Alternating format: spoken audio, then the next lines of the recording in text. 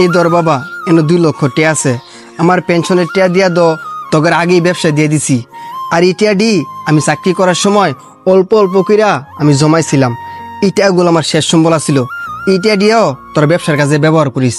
ঠিক আছে আব্বা, আমার অনেক কাজ আছে, আমার ইমার্জেন্সি এখানে যাইতে হইব। তুমি রুমে যা রেস্ট করো। আর শোনো আব্বা, আমি যে নতুন বিল্ডিংটা করছি এটাতে কিন্তু রুম কম, এটা কিন্তু তোমার আগে থেকে বইলা রাখলাম। ঠিক আছে আব্বা, তাহলে তুমি থাও, আমার আবার শ্বশুর বাড়ি যাইতে হইব, একটু বাজার সদাই করতে হইব জায়গা। কি ব্যাপার আব্বা, তুমি যে এমনি ফোন দাও, এমনি ফোন দিলে হইব? তুমি জানো না আমরা ব্যবসা বাণিজ্য লয়ে ব্যস্ত থাকি। কে লাগা ফোন দিছ, তাড়াতাড়ি কও। রাজীব বাজান, কয়েকটা দিন ধরে আমার শরীরটা অনেক খারাপ। আমারে ভালো একটা ডাক্তারের কাছে লয়ে যাস না বাজান? আব্বা, আমি অনেক তোমার ডাক্তারের কাছে লয়ে যেতাম না, আমার ব্যবসা বাণিজ্যর অনেক চাপ, অনেক ব্যস্ত আছি আমি। তুমি তোমার ওই যে শুরু ফুতেরে কও, অমর রে কও ডাক্তারের কাছে লয়ে যাইতো। না, আমি ওখানে ডাক্তারের কাছে লয়ে যাইতাম না, আমার একটু পরে ঢাকা যাইতে হইব, দোকানের লেগে মাল আনতে হইব।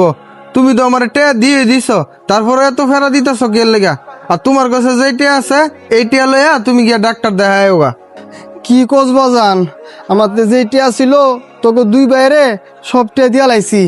তাছাড়া আমার ডাক্তারের কাছে লয়ে যাবো কেডা? তোরা 2 ভাই ছাড়া এই দুনিয়াতে আমার আপন বলতে কেউ নাই। তুমি তোমার এই আজের কথা শুনাইবার লাগে আমগর দুজনটা ফোন দিয়া আনাইছো। আমগর ব্যবসার অনেক কাজ আছে, আমরা গেলাম। আর তুমি কারে লইয়া ডাক্তারের কাছে যাইবা, যাও, ইত্যাদি কাম করে লাভ নাই।